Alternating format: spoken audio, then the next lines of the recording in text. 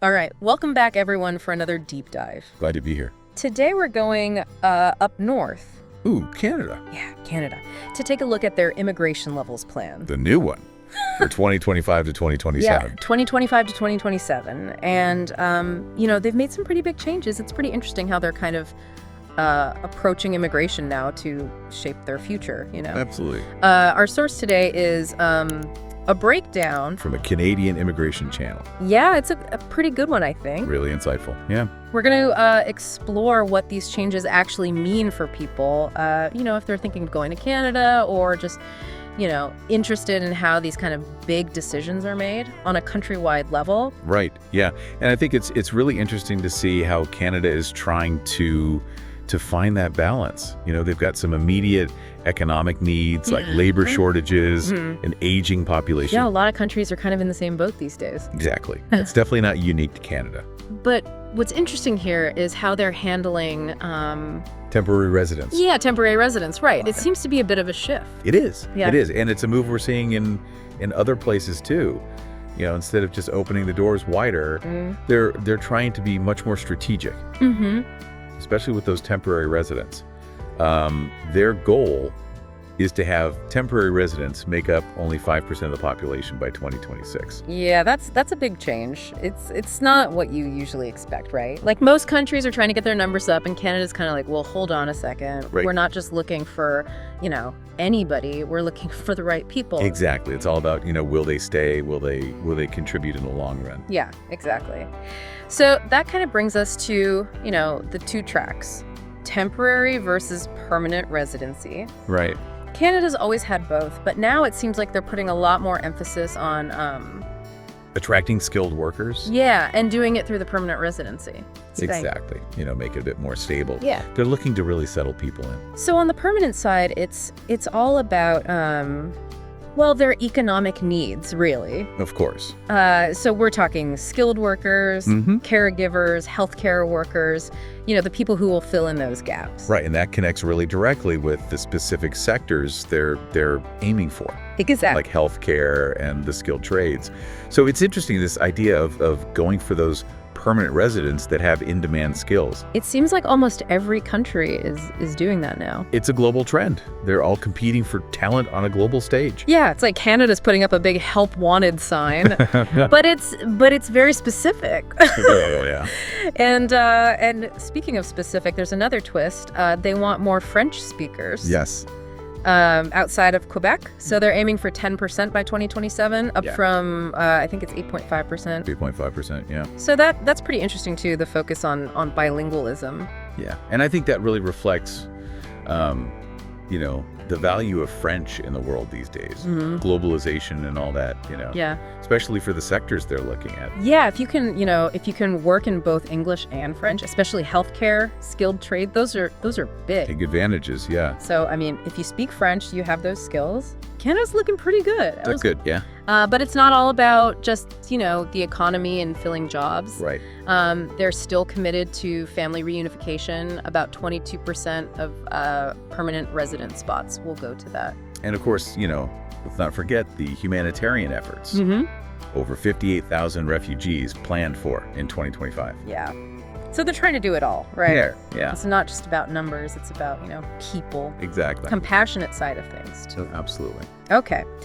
Now let's talk about that reduction in temporary residence. Okay. This is where things get really interesting, especially if you're thinking of studying or working there. Right. Temporarily. And they're projecting a big drop in international students. Yeah. In 2023, there were over 682,000 international students. Wow. But by 2025, they're only expecting a little over 305,000. That's a big difference. That's huge. Yeah. And it makes you wonder about the future of international education there. Yeah, what's going to happen? And it's not just the numbers, it's also the options after you graduate. They're giving out fewer post-graduation work permits. Yeah, so it's getting a lot harder to stay, even if you study there. It is. So if that's your plan, you got to be really careful. You really got to do your research. Yeah, understand the limitations now. Because it's getting a lot more difficult to stay long term. Much more competitive. And, students really need to think carefully about which programs they're going for. Yeah. Pick ones that match what what the in-demand jobs are. Maybe consider other ways to get permanent residency, like the provincial nominee programs. So it's a big change for temporary residents. It is. A bit of a curveball. Yeah. But, if you're looking at Canada, it's something to watch. Absolutely, yeah. Really important to understand these changes and how they might affect you. And that's something we're going to go into more in the next part. Okay, but before we do, let's switch gears a little. Let's talk about that emphasis on French-speaking immigrants. It seems like they're really trying to make Canada more attractive to Francophones. And I'm curious to see how they're going to do that. Yeah, me too. Yeah, it's a really fascinating move, isn't it? It's more than just encouraging bilingualism, Right. They're aiming to increase the proportion of French-speaking immigrants outside of Quebec, of course, from 8.5% in 2025 to 10% by 2027. Yeah, that's a pretty significant jump. It makes you wonder, why are they doing this? Right. Is it just cultural, or is there like an economic reason behind it? I think it's probably a bit of both. Having a strong French-speaking population, well, it adds to the cultural richness of Canada. Of course, yeah. But it also just makes sense economically. Bilingualism is valuable. Especially these days. Yeah, especially with globalization and everything. And especially when you consider the sectors that Canada is focusing on. Right. Like we were saying, healthcare, skilled trades. Exactly. Being able to speak both English and French in those fields, that's a big advantage. Huge advantage, yeah. You can communicate with more people, understand more. Yeah, it's almost like they're trying to make Canada a hub for bilingual professionals. Yeah, exactly. And it all ties back to those specific skills and professions they're looking for. Imagine, a healthcare professional who can talk to patients in both English and French. Right. Or, someone in the skilled trades who can read those technical documents in both languages. Those people are gold, Yeah. in a country with 2 official languages. Yeah, absolutely. So if you speak French, you've got those in-demand skills. Canada's looking pretty good. It's looking like a good option, yeah. But like we were talking about before, the temporary pathways, like for students and temporary foreign workers, those are getting tougher. They are, yeah. So even if you speak French, it doesn't mean it's going to be easy to get in. No, not at all. It comes back to that strategic approach, prioritizing those skilled workers who are likely to stay. Let's think about international students for a second. Okay. So the overall number of study permits, that's going down, but there might still be good opportunities for French-speaking students, in specific programs. Right. Or in regions that are really looking for French speakers. So it's really important to do your research. Oh, absolutely. Yeah, you need to really understand the nuances of each pathway. It's not just about speaking French. You need to find the right program, the right province, the right pathway, and make sure you actually meet all the requirements. Right. It's a bit of a puzzle. Yeah, it's a very complex puzzle. And the pieces keep moving. Right, exactly.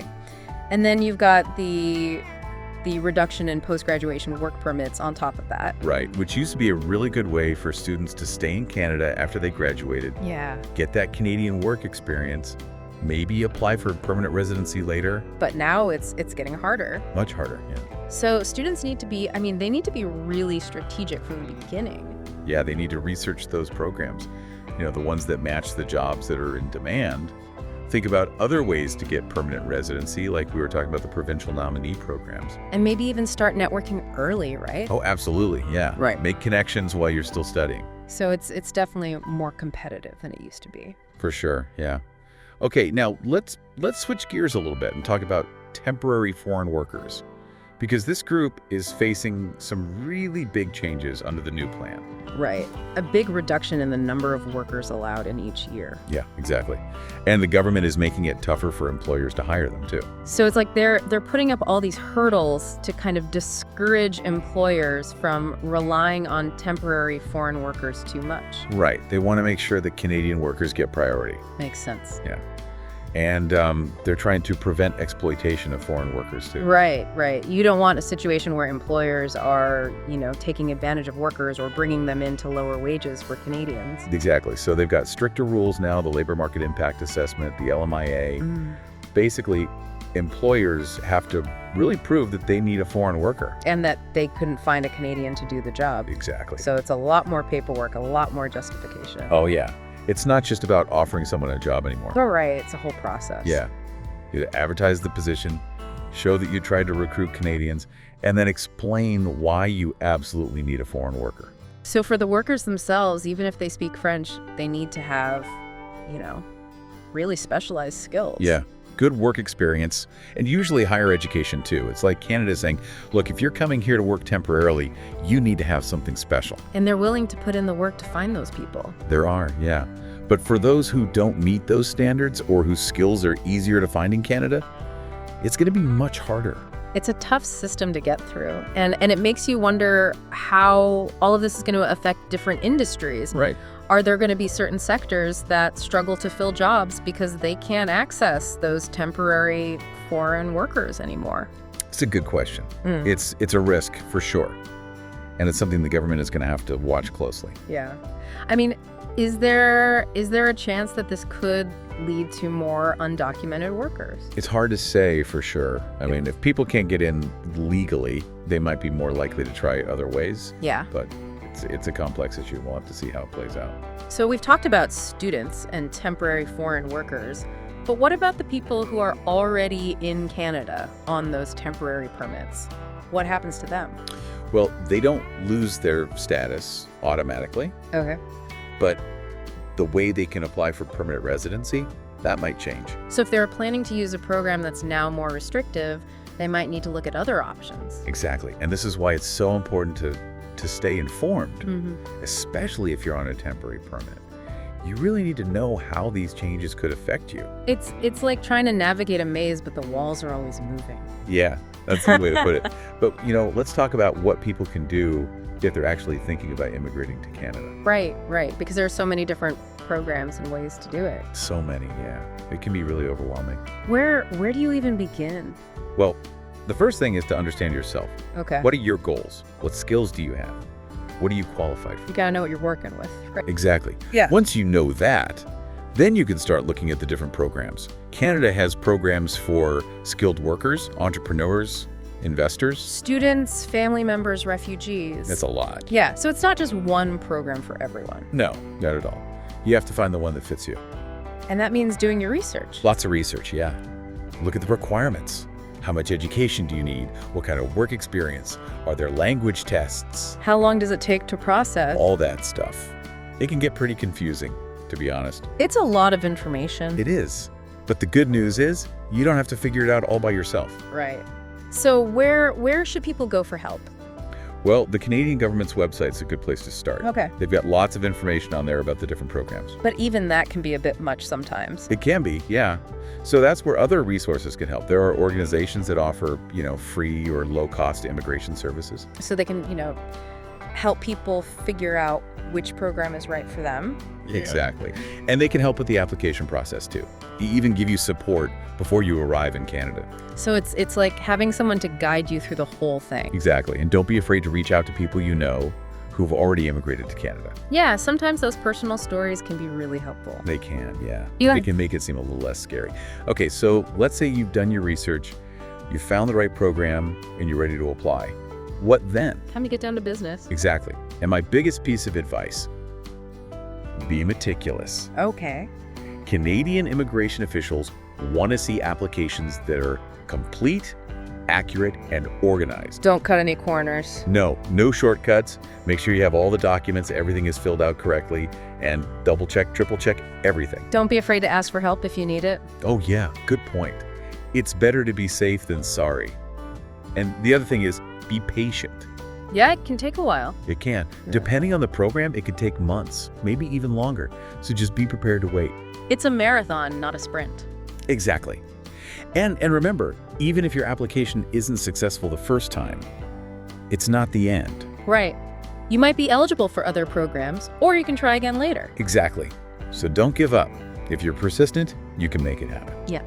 Okay, so as we wrap up this part of our deep dive, I think the big takeaway is this. Canada is still open to newcomers, but they're being more strategic about it. Yeah. Higher standards. Yeah. They're looking for people who have the skills and education to succeed. And the drive, too. Absolutely. And for those people, Canada has a lot to offer. A lot of opportunity. Yeah. It's a diverse country, welcoming, beautiful. So if you're thinking about making Canada your home, do your research, be prepared to work hard, and don't give up on your dreams. Yeah. Okay, and the next part, we'll actually get into the specifics of those different programs. Yeah, we'll give you some practical tips for navigating the whole process. It really is like overwhelming, all the rules and the changes and everything. Oh, for sure. It's a lot to keep track of. So, like, for people listening who are maybe thinking, okay, Canada sounds cool, but where do I even start? Right. Well, first things first, you gotta understand yourself. Like, what are your goals? What are you good at? What are your qualifications? Are you trying to work in a specific field? Do you want to go back to school? Do you have family in Canada? These are big questions. Yeah, you got to figure out what you want before you even start looking at programs and stuff. Exactly, yeah. It's like, laying the foundation before you build the house. Once you know that, then you can start exploring all the different ways to immigrate to Canada. Okay. Because they have programs for like everything. Skilled workers, entrepreneurs, investors. Students, families, refugees. So many options. Yeah, it's not a one-size-fits-all kind of thing. No, not at all. You got to find what fits your situation. Which means doing your research. A lot of research. And, really digging into the details of each program. Like, what level of education do you need? What kind of work experience are they looking for? Language tests. Yeah, language tests, processing times, all that stuff. And this is where it gets kind of hairy, right? Oh, yeah. It's a lot to take in. All the technical terms, the legalese, it's easy to get lost. Totally. So what can people do if they're feeling a bit overwhelmed? Well, the Canadian government's immigration website, that's a good starting point. Okay. They have a lot of info there, like all the details about each program. But sometimes even that can be a bit much. It can be. So that's where other resources come in. There are organizations that offer immigration services. Some are free, some are low cost. So they can kind of walk people through it. Exactly. They can help you figure out which program's right for you, help you with the application. That's helpful. And they can even help you settle in once you arrive. Oh, wow. Okay. Yeah. And another thing, don't be afraid to talk to people who have already immigrated to Canada. Right. They can share their experiences, give you some advice. Yeah, sometimes hearing it from someone who's actually been through it makes a big difference. It does. It can make it all seem a lot less scary. So, okay, let's say you've done all your research, you've found the program you want, and you're ready to apply. What happens then? Well, then it's time to, put everything together. And the most important thing is to be really, really careful. Okay. Canadian immigration, they want applications that are perfect, complete, accurate, organized. Any little mistake can slow things down or even get your application rejected. So no cutting corners. No. Get everything right, double check it, triple check it, make sure you have all the documents, everything's in order. And don't be afraid to ask for help if you're not sure about something. Absolutely. It's better to ask than to make a mistake. And the other thing is, be patient. Yeah, because it takes time, right? It does. Sometimes months, sometimes even longer. It just depends. Yeah. So just be prepared to wait. Don't panic if you don't hear back right away. Keep checking in, I guess. Exactly. Keep checking your application status. Yeah. And if they ask for more information, send it in as soon as possible. It's a marathon, not a sprint. That's a good way to put it. And hey, even if your application doesn't get approved the first time, it's not the end of the world. You might qualify for a different program, or you can try again later. So don't give up. If you really want to live in Canada, you can make it happen. So I think, wrapping up this whole deep dive, the biggest thing to remember is that Canada is still welcoming immigrants, but they're being a lot more careful about who they let in. They're looking for people who will contribute, who will make Canada a better place. People with the right skills, the right education. Exactly. And for those people, Canada has a lot to offer. It's a great place to live, to work, to raise a family. Yeah, a lot of opportunity. Tons of opportunity. So for everyone listening who's thinking about Canada, do your research, be prepared to put in the work, and don't give up on your dream. Canada could be the perfect place for you. And we're here to help you navigate it all. Stay curious, keep exploring, and we'll see you on our next deep dive. Thanks for joining us, everyone.